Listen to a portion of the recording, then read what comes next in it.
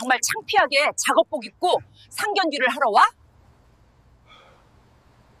어머, 세상에! 저기 좀 봐, 저 똥차에서 내리는 거! 우리 예비사돈 아니야? 세상 천지에 상견례를 트럭 타고 오는 사람이 어딨어? 고기 비린내가 여기까지 진동을 하네. 차가 밀려서 작업하던 트럭을 그대로 몰고 왔습니다. 늦지 않으려다 보니 사돈, 우리 아들은 검사예요. 급이라는 게 있잖아. 난 부끄럽게 이게 무슨 경우예요? 이따 식사 자리에서 입도 뻥끗하지 마세요. 우리 손님들 비위 이상하니까. 자, 이거 뒤집어 쓰고 냄새나 좀 지워요. 말수는 말릴 새도 없이 들고 있던 얼음물이 든 차가운 물병을 성식의 발치에 내동댕이 쳤습니다.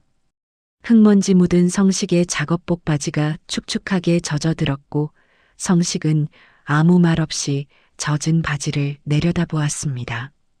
그의 손마디는 수십 년간 거친 현장을 누비느라 투박하고 단단했습니다. 말수는 몰랐습니다. 자신이 냄새난다며 물을 뿌린 그 남자가 사실은 대한민국 건설업계에 살아있는 신하이자 말순의 아들이 임용된 검찰청 건물까지 지어 올린 대형그룹의 강성식 회장이라는 사실을요. 성식은 딸 혜주의 진정한 행복을 확인하기 위해 회장이라는 직함과 수조, 원의 자산을 뒤로한 채 20년 전 초심으로 돌아가 낡은 트럭 핸들을 잡았던 것입니다. 성식은 젖은 작업복을 매만지며 조용히 응조렸습니다. 그래, 법 좋아하는 집안이라니. 내가 당신네들 법대로 끝장을 내주마. 강성식 회장의 인생은 한편의 처절한 다큐멘터리였습니다. 부모를 일찍 여의고 동생들을 먹여 살리기 위해 그가 택한 곳은 전국의 공사 현장이었습니다. 남들이 기피하는 위험한 고공 작업부터 영하의 추위 속 시멘트 타설까지 그의 몸에는 영광스러운 상처들이 훈장처럼 새겨졌습니다. 아내마저 막내딸 혜주를 낳고 세상을 떠났을 때 그는 무너지는 대신 딸의 우유값을 벌기 위해 다시 안전모를 쓰고 닥치는 대로 일을 할 수밖에 없었어요. 세월이 흘러 그는 자수성가한 재벌이 되었지만 딸에게는 늘 정직한 땀의 가치를 강조했습니다. 혜주는 아버지의 정체를 모른 채 아버지가 그저 성실한 인테리어 업자인 줄로만 알고 자랐습니다. 수수하고 단정하게 자란 혜주가 예비사위 진우를 데려왔을 때 성식은 기뻤습니다. 검사라는 번듯한 직업보다 딸을 사랑한다는 그 말에 속아 넘어가고 싶었습니다. 하지만 성식은 알고 있었습니다.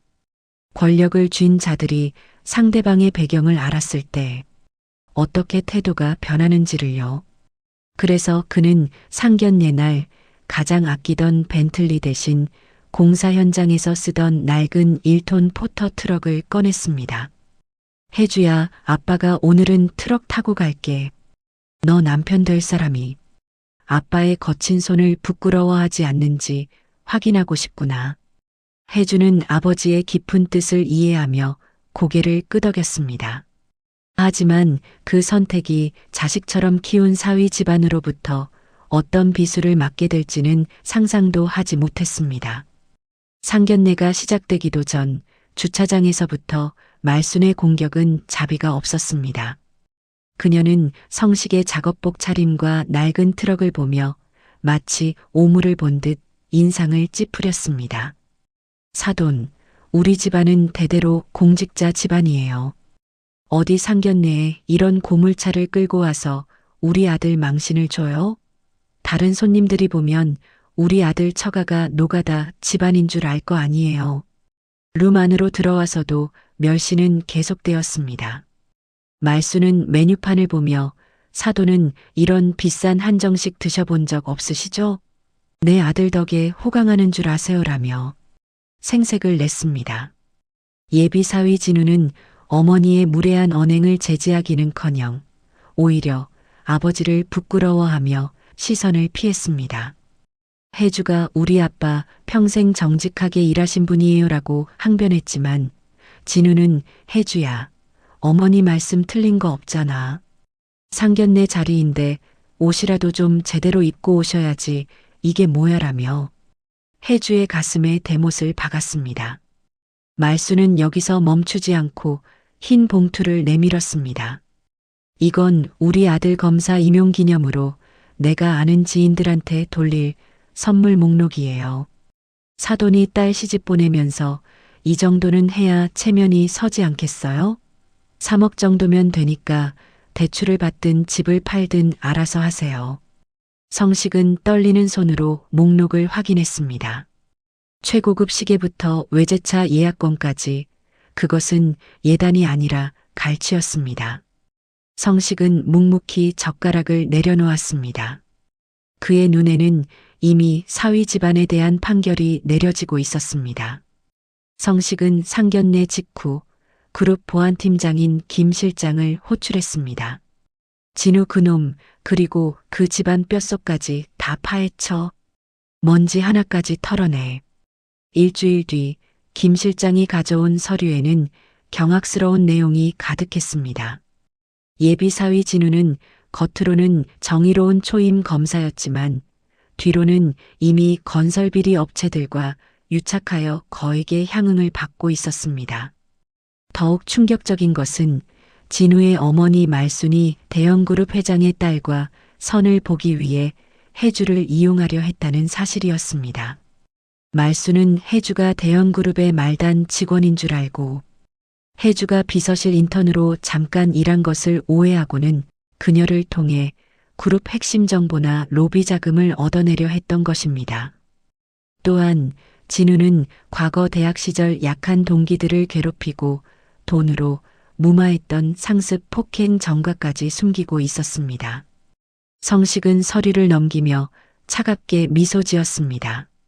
법으로 사람을 심판하겠다는 놈이 오히려 법을 방패 삼아 악질적으로 이용하고 있었군. 그래, 네가 그토록 원하는 대형그룹이 어떤 곳인지 온몸으로 느끼게 해주마. 성식은 낡은 트럭 대신 웅장한 그룹 회장실의 집무의자에 앉아 첫 번째 명령을 내렸습니다. 미래 건설과의 모든 협력 관계를 끊고 법무팀을 동원해 그들의 비리를 검찰에 정식 고발해. 성식의 압박이 시작되자 진우의 집안은 급격히 흔들렸습니다. 말수는 자신의 사업이 꼬이는 것이 모두 혜준의 불길한 기운 때문이라고 믿었습니다. 그녀는 혜주를 불러내 카페 한복판에서 물을 끼얹으며 소리쳤습니다. 네 아비가 트럭이나 몰고 다니니까 우리 집안에 이런 재수가 없는 거야. 당장 우리 아들 인생에서 사라져. 너 같은 거지 집안 딸은 우리 집 가사도우미로도 안 써. 진우 역시 본색을 드러냈습니다. 혜주에게 이별을 통보하며 나 검사야. 나중에 더 좋은 집안이랑 정략 결혼할 수 있어.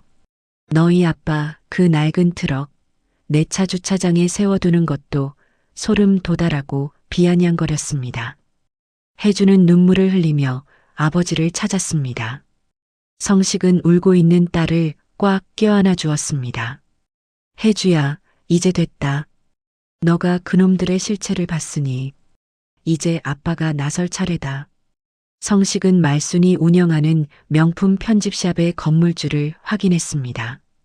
역시 대형그룹의 계열사 소유였습니다. 성식은 즉시 임대계약 해지를 통보하고 매장 내 가품 유통 의혹을 세무서에 제보했습니다.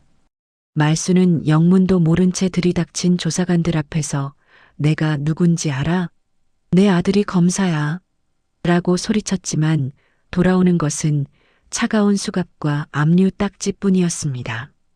진우는 자신의 비리가 수사선상에 오르자 오히려 권력을 이용해 성식의 작은 인테리어 사무실 위장업체를 압수수색하려 했습니다. 그는 성식을 검찰청으로 소환하여 피의자 신문을 하겠다며 겁을 주었죠. 성식은 낡은 작업복 차림 그대로 검찰청 로비에 나타났습니다. 진우는 동료 검사들이 보는 앞에서 성식에게 수치를 주었습니다. 아버님, 아니 강성식 씨. 당신이 우리 엄마 사업 방해한 거 다 압니다. 여기서 순순히 불면 요양원은 보내드릴게. 말씀까지 가세에 성식의 가슴을 밀치며 침을 뱉었습니다. 이 노가다꾼 주제에 어디서 감히 검사님 앞길을 막아? 너 오늘 여기서 못 나갈 줄 알아. 그때 검찰청 로비가 술렁이기 시작했습니다. 검찰총장과 고위 간부들이 일제히 로비로 쏟아져 나왔습니다. 그들은 진우를 지나쳐 낡은 작업복을 입은 성식 앞에 일렬로 서서 허리를 90도로 숙였습니다. 강 회장님, 예고도 없이 어찌 이런 모습으로 오셨습니까? 진우와 말순의 눈이 튀어나올 듯 커졌습니다. 성식은 자신을 비웃던 진우의 검사 명찰을 손가락으로 튕기며 차갑게 말했습니다. 한 검사, 자네가 내 딸에게 그랬지? 사람 급이 다르다고. 자, 이제 누가 진짜 급이 다른지 법대로 따져보자고. 진우는 그 자리에서 긴급 체포되었습니다. 뇌물수수, 직권남용, 그리고 성식에 대한 무고죄까지 더해져 그의 빛나던 검사 커리어는 단 10분 만에 지옥으로 떨어졌습니다. 말순은 회장님, 제가 죽을 죄를 지었습니다. 한 번만 살려주세요. 라며 성식의 구두를 붙잡고 오열했지만 성식은 차갑게 발을 뺐습니다. 당신이 그랬지? 트럭에서 비린 냄새 난다고. 당신 몸에서 나는 썩은 욕심 냄새보다는 훨씬 향긋하더군. 말순의 매장은 부도 처리되었고 집은 경매로 넘어갔습니다. 진우는 파면당한 후 감옥행이 확정되었습니다. 명예와 돈, 권력을 그토록 숭상하던 집안이 하루아침에 길거리로 나앉게 된 것입니다. 진우는 차가운 구치소 방 안에서 혜주가 보낸 편지 한 통을 받았습니다. 진우 씨, 우리 아빠 트럭은 땀 흘려 일하는 사람들의 긍지였어. 그걸 비웃은 당신은 법을 다룰 자격이 없어. 진우는 벽을 치며 오열했지만 이미 늦은 후회였습니다. 사건이 정리된 후 성식은 다시 정장을 차려입고 대형그룹 회장으로서 공식 석상에 섰습니다. 그는 딸 혜주를 그룹의 후계자로 공식 지명하며 이번 사건을 계기로 사회적 약자를 배려하는 채용 시스템과 청렴 건설 캠페인을 선포했습니다. 성식은 혜주와 함께 다시 그 낡은 트럭을 탔습니다. 이번에는 숨기기 위해서가 아니라 초심을 기억하기 위해서였습니다. 혜주야, 아빠가 처음 이 트럭을 샀을 때 세상에서 가장 행복했단다. 너를 지킬 수 있는 힘이 생겼으니까. 혜주는 아버지의 거친 손을 꽉 잡으며 미소 지었습니다. 아빠, 저도 아빠처럼 땀의 가치를 아는 사람이 될게요.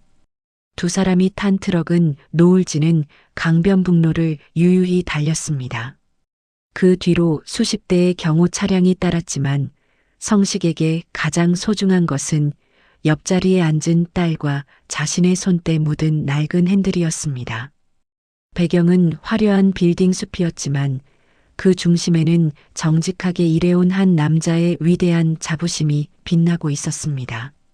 1년 뒤 혜주는 대형그룹의 최연소 상무로 취임하여 혁신적인 성과를 냈습니다. 그녀는 자신을 무시했던 진우와 말순의 근황을 우연히 듣게 됩니다. 진우는 출소 후 노역장을 전전하고 있고 말순은 시장 바닥에서 좌판을 벌이다 단속반에 쫓기는 신세가 되었다는 소식이었죠. 혜주는 그들에게 복수하는 대신 그들이 멸시했던 노동의 현장에 기부금을 전달하며 진정한 승자의 품격을 보여주었습니다. 성식은 회장실 창밖을 내다보며 만족스럽게 웃었습니다. 사람을 겉모습으로 판단하고 짓밟으려 했던 자들은 스스로 판 함정에 빠져 소멸했습니다. 성식은 다시 작업복을 꺼내 입고 현장 점검을 나갑니다. 회장님, 트럭 준비할까요? 비서의 물음에 성식이 답합니다. 당연하지. 내 인생의 가장 자랑스러운 훈장인데. 낡은 트럭의 엔진 소리가 웅장하게 울려 퍼지며 영상은 막을 내립니다. 땀 흘려 일하는 부모님의 거친 손은 부끄러운 것이 아니라 세상에서 가장 아름다운 훈장입니다. 사람의 가치를 돈과 명예로만 판단하고 짓밟으려 했던 이들의 비참한 결말. 속이 다 시원하지 않으신가요? 여러분의 인생에서도 진정한 보석을 알아볼 줄 지혜가 깃들기를 바랍니다. 오늘 이야기가 통쾌하셨다면 구독과 좋아요로 응원해주세요. 더 강력한 사이다 사연으로 돌아오겠습니다. 시청해주셔서 감사합니다.